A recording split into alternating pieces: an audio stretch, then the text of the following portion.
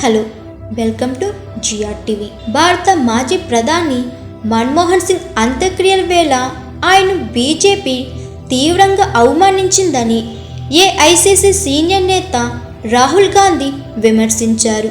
దేశానికి 10 ఏళ్ల పాటు విలువైన సేవలందించిన ఆయన్ను బీజేపీ నేతృత్వంలోని ఎన్డీఏ అవమానించిన తీరు బాధాకరమన్నారు. మన్మోహన్ అంత్యక్రియల్ని నిగంబోధ్ వద్ద నిర్వహించి ఆయన్ని అవమానపరిచారన్నారు. మన్మోహన్ భారతదేశానికి ముద్దుబిడ్డ.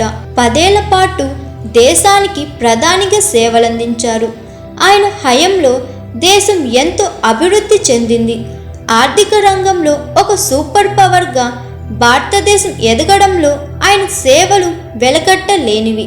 ఆయన విధానాల వల్ల ఇప్పటికీ పేదలకు, వెనుకబడిన వర్గాలకు ఎంతో మేలు చేకూరుతుంది. అటువంటి ఆయన అంత్యక్రియల విషయంలో బీజేపీ నేతృత్వంలోని ఎన్డీఏ అవమానించింది.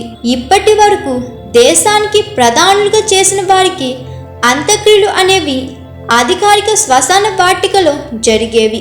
దీనివల్ల ప్రధానుల అంతిమ సంస్కారాల్లో పాల్గొనే ప్రతి ఒక్కరికి ఎటువంటి ఇబ్బంది ఉండేది కాదు. మరి మన్మోహన్ సింగ్ విషయంలో మాత్రం ఢిల్లీలోని నిగంబోధ్ ఘాట్లో నిర్వహించారు.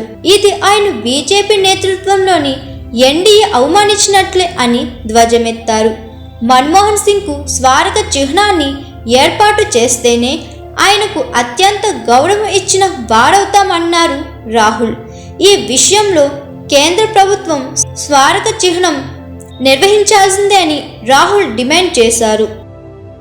లైక్ చేయండి, షేర్ చేయండి, కమెంట్ చేయండి అండ్ సబ్స్క్రైబ్ చేయండి GRTV. Hi, this is Monica. Please like, share and subscribe GRTV.